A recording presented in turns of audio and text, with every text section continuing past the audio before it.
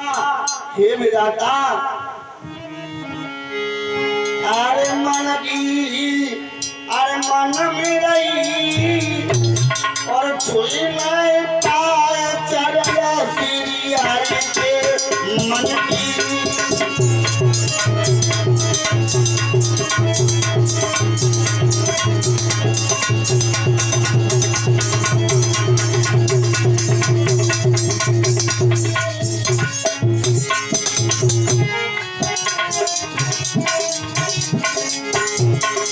जिंदगी की आखिरी सांस में भरने लगा वही केवट रूपी कछुआ सोचने लगा हे परमात्मा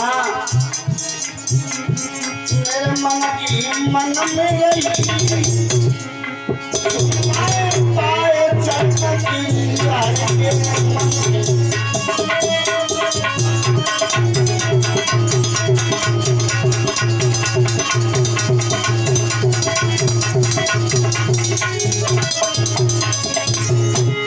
जब शेषनाग ने फुटकार मार दी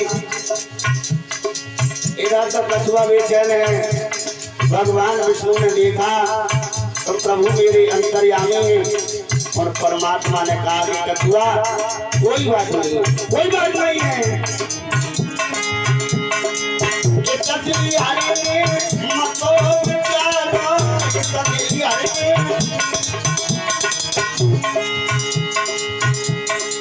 जितेंद्र भैया ये कछुई हरि मतो विचारो ये कछुई हरि मतो विचारो सोचने लगे प्रभु ये कछुआ है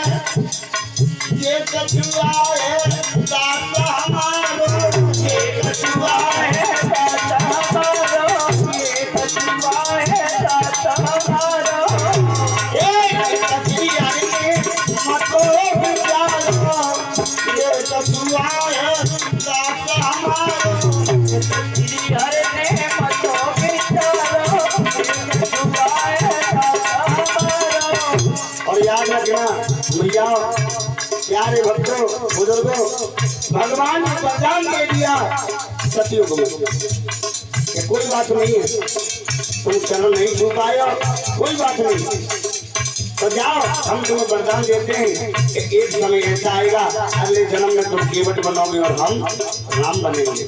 जाओ तुम हमारे पास करके नहीं आओगे हम तुम्हारे पास सभी चले आएंगे। तो वही पुरानी बात के लिए केवट ने कहा भगवान बोले अरे कछुआ तेरी सफल भाई तेरी सफल भाई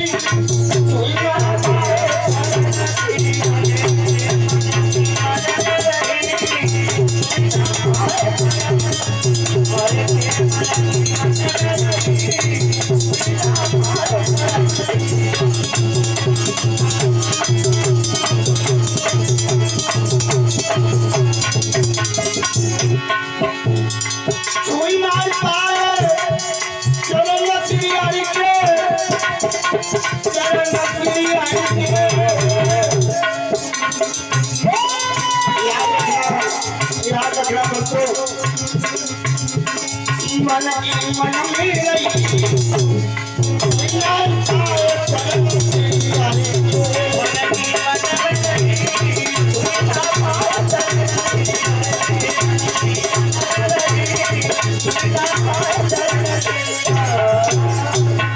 राजा रामचंद्र भगवान की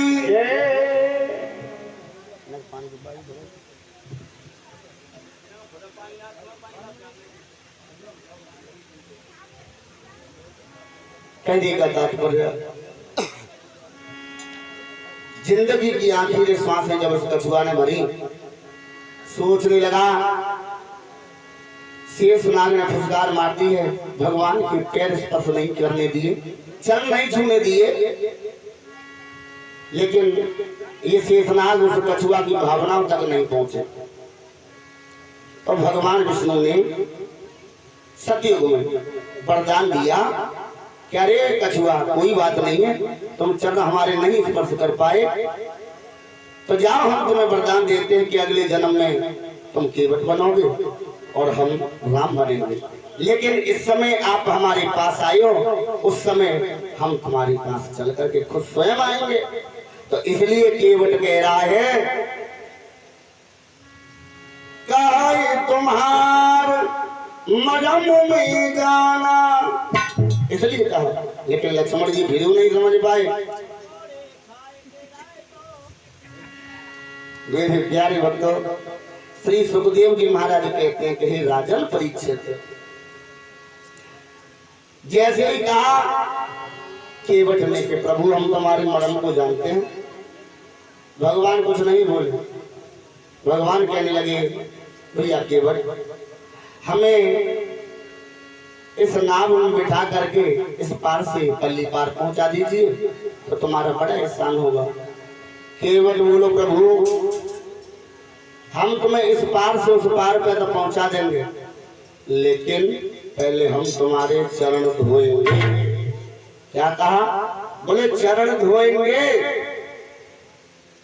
जब केवट ने कहा कि प्रभु हम नाव में तो तुम्हें बिठा लेंगे लेकिन चरण धोएंगे, भगवान कहने लगे अरे भैया केवट, तुम हमारे चरण क्यों धोओगे?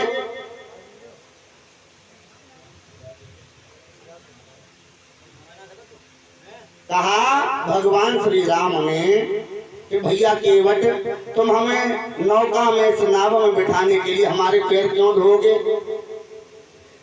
जवाब दिया हे प्रभु मैं ऐसा सुनता हूं कि तुम्हारे चरणों की रज अगर किसी चीज पर, किसी वस्तु पर पड़ जाए या किसी पत्थर पर पड़ जाए तो वो शिला रूप से नारी बन जाती है महाराज। और हे प्रभु जब तो मेरी काठ की नाव है। केवट ने कही प्रभु मैं ऐसा सुनता हूं कि तुम्हारे चरणों की रज किसी के ऊपर पड़ जाती है। ध्यान दीजिए जरा।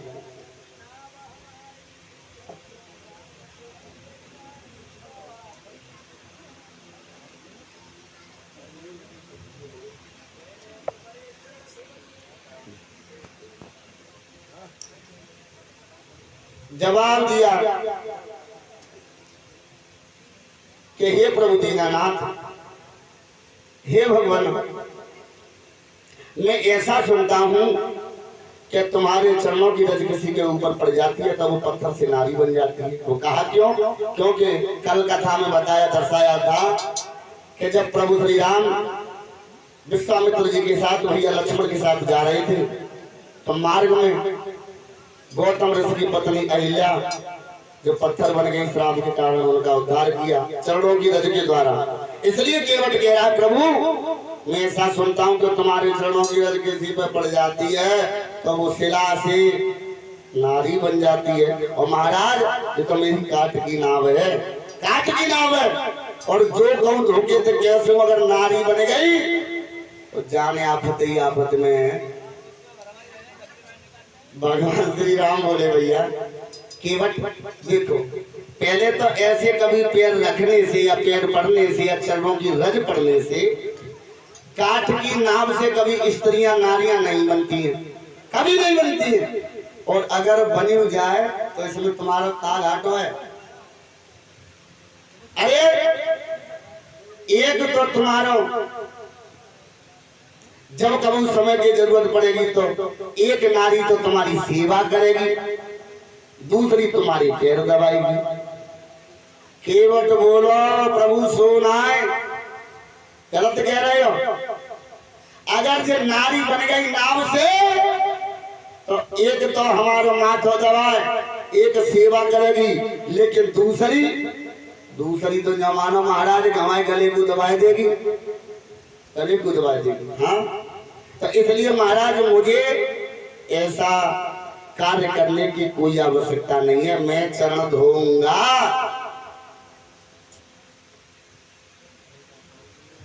तो मेरे कहने का तात्पर्य उसी वक्त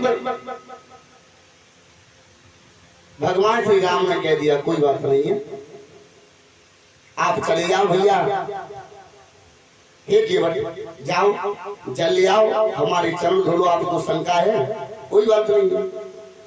अब केवट दौड़ा दौड़ा गया तो जल लेकर के आया। और जल काय में लेके आया है? कठौती में नहीं, कठोरता में। क्यों? मन चंगा तो कठोरता में गंगा। केवट ने जब सोची कि अगर कठौती में कैसे हूँ, जल ले गए, पानी भर के ले गए चरण धोने के लिए, और कैसे नेकर धूल पड़ गई तो कन्या और बन जाएगी, तो कन्या को विवाह और करना पड़ेगा। तो केवट बहुत चालाक था, केवट बहुत चालाक था, तो कठोरता में जल लेके आया। इसलिए कहा कि मन चंगा तो कठोरता में गंगा।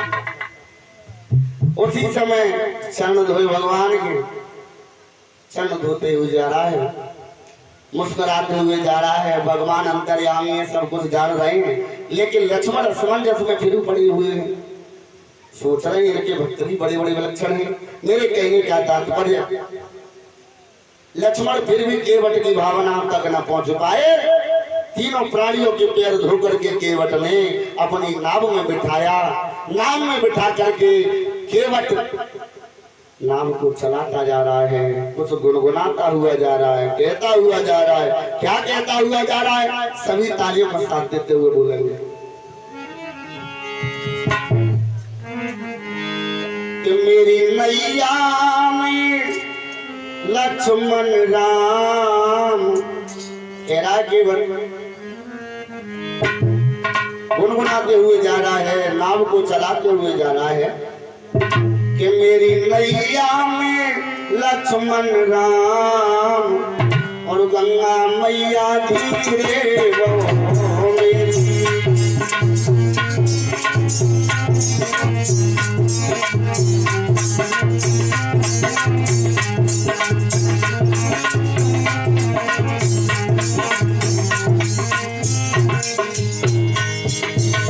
तालियों का साथ देते हुए नहीं मैया, तालियों में कंजूसी नहीं करो। आज की, कल की और परसों की, 3 दिन की तो बात है, आगे बात तो फिर गाजियाबाद है। कहते कि डाली हरी भरी तो फूल फिर भी खिलेंगे, और जिंदगी कायम है तो तुम्हारे गाँव दोस्तों में फिर कभी जरूर मिलेंगे। तालियों में कोई कंजूसी मत करो। तुमको सरकार को भगवान जी के समय ताली बजा के बोलो, ताली बजा लो। और पीछे हमारे बुजुर्ग बड़े बूढ़े पिता समान बैठे हैं, उनसे भी कहना चाहूंगा थोड़ी थोड़ी तालियों का साथ देते हुए बोले। और ये नाव केवट की नहीं, हमारी और तुम्हारी भी नाव है। कौन सी? ये भवसागर की जो नाव है। परीक्षित महाराज थोड़ी ताली बजाते हुए, मेरी नैया में, मेरी नैया में लक्ष्मण राम गंगा मैया धीरे बहो मेरी।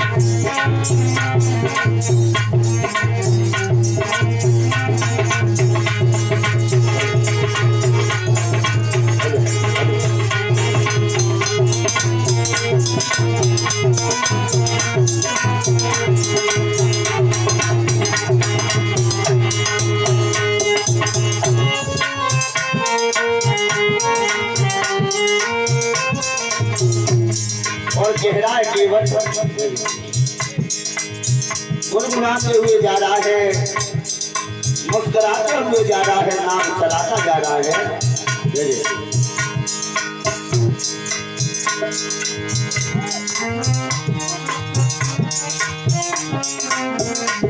अरे कौन की है गंगा, कहना है अरे कौन की है गंगा, अरे कौन की है नैया, कौन की है गंगा, कौन की है नैया। अरे कौन की है नैया, जब कौन की है गंगा, कौन की है नैया, जब कौन की है गंगा। और किनके लक्ष्मण राम गंगा मैया धीरे बहो, गंगा मैया धीरे मैया लक्ष्मण राम गंगा मैया धीरे बहो।